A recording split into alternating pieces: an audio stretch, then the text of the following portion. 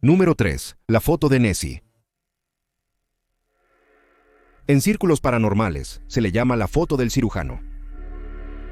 Una instantánea a bordo del monstruo del lago Ness. Tomada en 1934, la foto fue noticia de primera plana en todo el mundo. Muchos lo consideraron como prueba de que el monstruo existía en las profundidades turbias de ese famoso lago escocés. Para algunos, parecía un dinosaurio de cuello largo, quizás un plesiosaurio. Después de todo, los cocodrilos y los aligátores son reliquias de la era de los dinosaurios. ¿Por qué no un dinosaurio nadador también? Por décadas, esta foto ha cautivado a millones. Hasta 1993, cuando las personas responsables de la foto admitieron que era un engaño.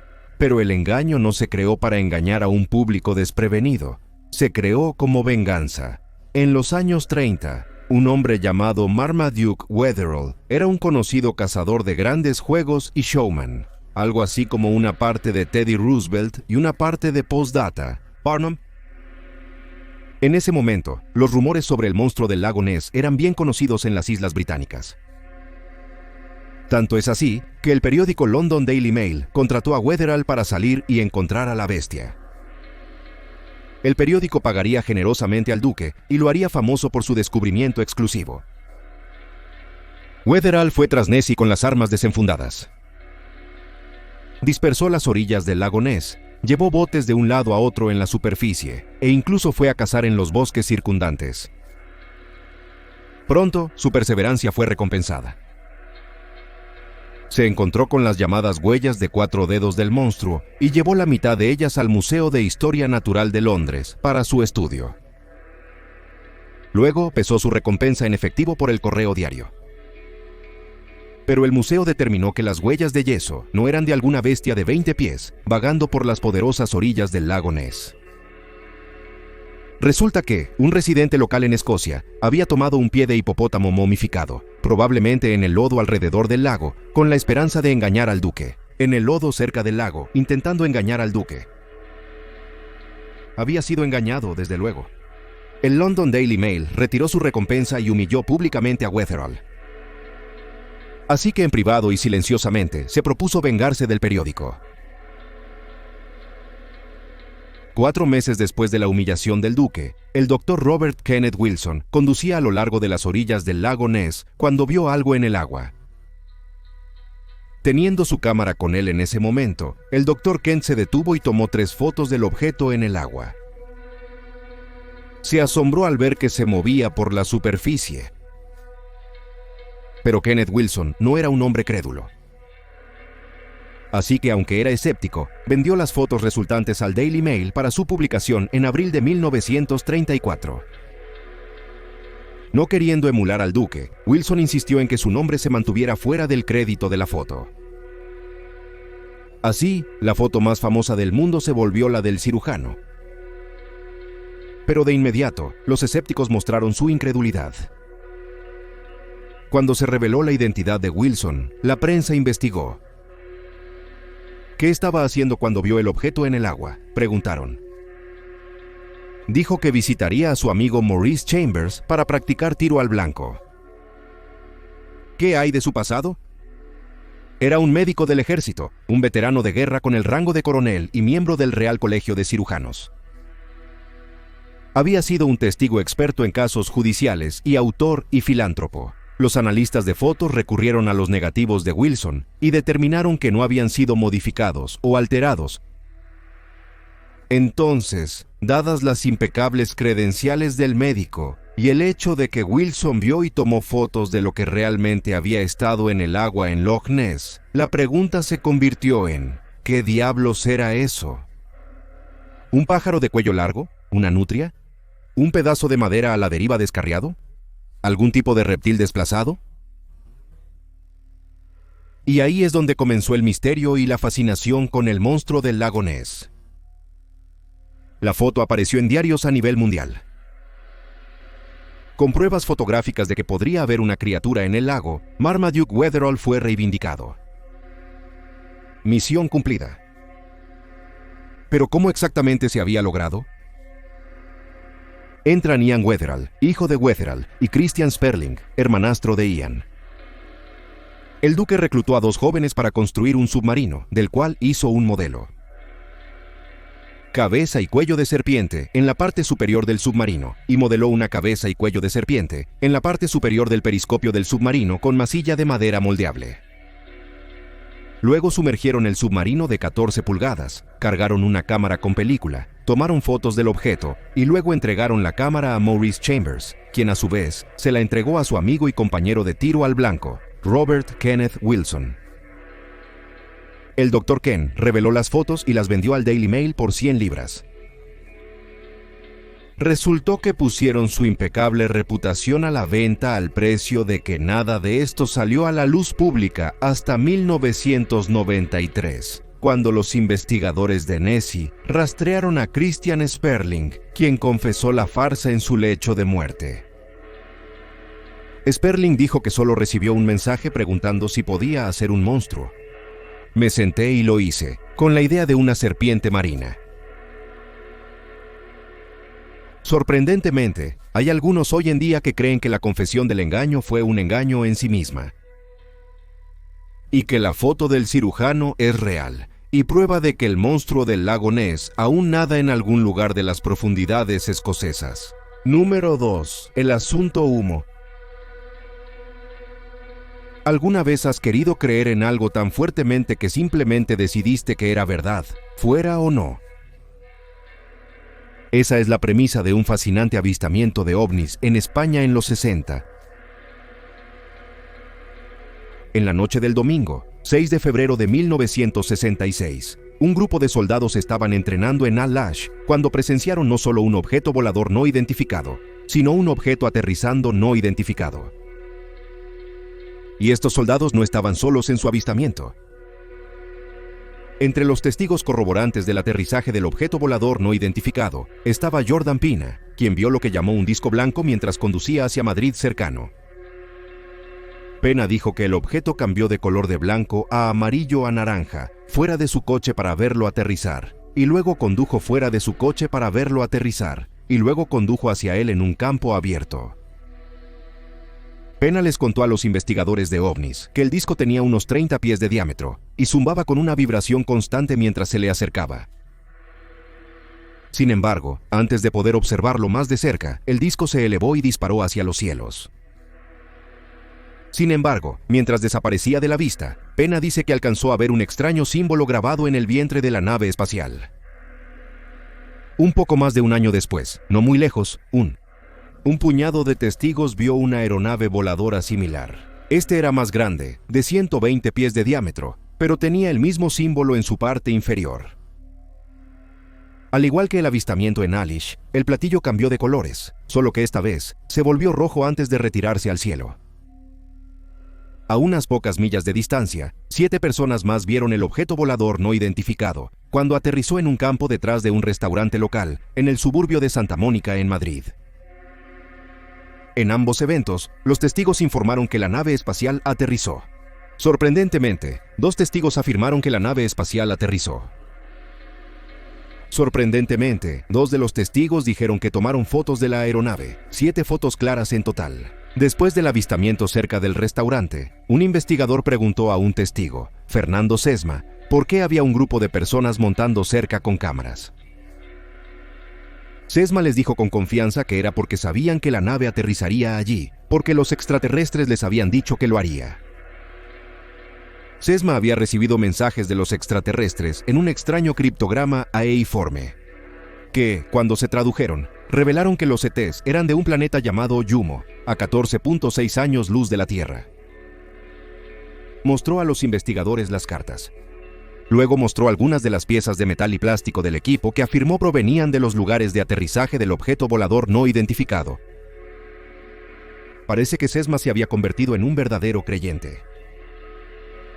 Cuando se corrió la voz, un investigador francés de ovnis llamado Henri de Gusset empapeló los suburbios de Madrid con volantes diciendo que pagaba $300 a cualquiera que le diera una de estas piezas de equipo. No se puede subestimar cuánto la comunidad científica de Madrid en ese momento tomó en serio este avistamiento de ovnis. Investigaron la feria IUMO, pero todo fue en vano. Las piezas de plástico y metal obtenidas del lugar de aterrizaje resultaron ser de fabricación terrestre, aunque poco comunes, utilizadas principalmente por la Administración Nacional de la Aeronáutica y del Espacio y equipos meteorológicos. También se demostró pronto que las fotografías eran falsas, con expertos ópticos concluyendo que el objeto volador no identificado no era más que un modelo en una cuerda colgando frente a la lente de la cámara. Muchos de los testigos pronto fueron un escenario. Incluso el investigador de ovnis Henry Dugasat resultó ser escurridizo. Incluso resultó esquivo encontrar al investigador de ovnis Henry Dugasat, con los científicos concluyendo que probablemente ni siquiera existía realmente. Oh, y esos mensajes codificados que Fernando Sesma recibió de los humites. Los recibió por correo, escritos en papel, enviados por un psicólogo español como parte de un extraño estudio sobre la creencia humana. Ese psicólogo fue el testigo inicial del aterrizaje de la nave, Jordan Pina. También conocido como Dr. José Luis Jordan Pina, un psicólogo especializado en comportamiento humano. Quería ver qué creen las personas y por qué. Así que creó esta farsa de objeto volador no identificado, combinada con un experimento psicológico y... Eso debería ser el final de la historia. Pero no lo es. Desde aquellos avistamientos en Madrid, ufólogos, científicos, filósofos, periodistas y políticos de todo el mundo han continuado recibiendo cartas de los supuestos extraterrestres. Estas cientos de cartas han sido enviadas desde las 4 esquinas de la Tierra. Todas están firmadas con ese misterioso símbolo supuestamente grabado en la nave espacial. Incluso después de la muerte del verdadero creyente de IUMO, Fernando Sesma, las cartas continuaron. Se supone que cada carta contiene especificaciones técnicas y científicas de tecnología que aún no se ha inventado. Pero según el reconocido investigador de ovnis, Jacques Vallée, las cartas solo contienen esquemas de tecnología que ya existe, aunque puede que no se utilice ampliamente. En su libro, Revelaciones, Contacto Alienígena y Engaño Humano, Vallée especula que el avistamiento de IUMO en 1967 creó algún tipo de culto que todavía existe hoy. Yumais, como él los llama, son los que continúan perpetuando la creencia en el asunto Yumo. Aunque esto pueda parecer inofensivo, quizás incluso al nivel de una broma, considera que cuando el Federal Bureau of Investigation allanó el complejo de San Diego del culto Puertas del Cielo en 1997, encontraron docenas de copias del libro Contacto desde el planeta Yumo, escrito por Fernando Sesma. Dado que los miembros de Puertas del Cielo cometieron suicidio masivo, quizás la creencia en el asunto Yumo no es tan inofensiva después de todo. Número 1. Las hadas de Cottingley. Sir Arthur Conan Doyle puede ser famoso por crear a Sherlock Holmes. Pero en 1920, el estimado escritor no solo cayó en la farsa de las hadas de Cottingley, sino que sin saberlo ayudó a perpetuarla. 6 años después, al menos un hombre pagaría el precio por las tonterías de Doyle. En el verano de 1917, 2 primas, Francis de 9 años y Elsie de 16, decidieron que podría ser divertido jugar una broma a la madre de Elsie. En realidad, fue un poco cruel la broma, porque un año antes, ella había perdido a su hijo durante la Primera Guerra Mundial, y se había vuelto enojada y tiránica hacia su hija en la casa. Para vengarse del oscuro comportamiento de su madre, Elsie y Francis recortaron imágenes de niñas de un libro infantil, les dibujaron alas y usaron la cámara de última generación de su padre. Cuando papá reveló las fotos en su cámara de última generación, papá quedó perplejo al revelar las fotos en su cuarto oscuro. Las chicas hicieron un excelente trabajo creando las fotos trucadas. Casi parecen reales, dijo. Las chicas proclamaron coquetamente que sí eran reales. Luego procedieron a contarle a su papá sobre las hadas en su jardín, que saldrían a jugar con ellas. Frances y Elsie mostraron las fotos a su madre, quien quedó asombrada. Desde la muerte de su hijo, Polly, como muchos en ese tiempo, contactaba a sus familiares fallecidos. Polly estaba completamente involucrada en contactar a sus familiares fallecidos. Polly estaba completamente involucrada en el espiritualismo y creía que las imágenes eran reales. Por su parte, las chicas no dijeron nada para corregir su suposición y se rieron bastante en privado por la situación. Pero eso no fue el final de la historia.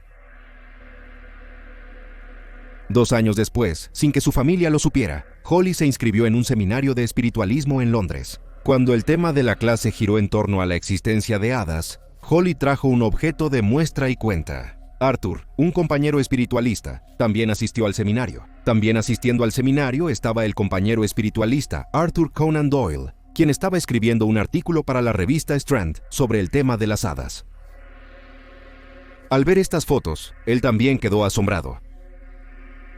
Las imprimió junto a su artículo como prueba definitiva de que las hadas eran reales. Ahora, no se debe decir que las fotos engañaron al mundo para creer en las hadas. Aún en los años 20, la gente era lo bastante perspicaz para notar que las hadas en las fotos se veían bastante falsas.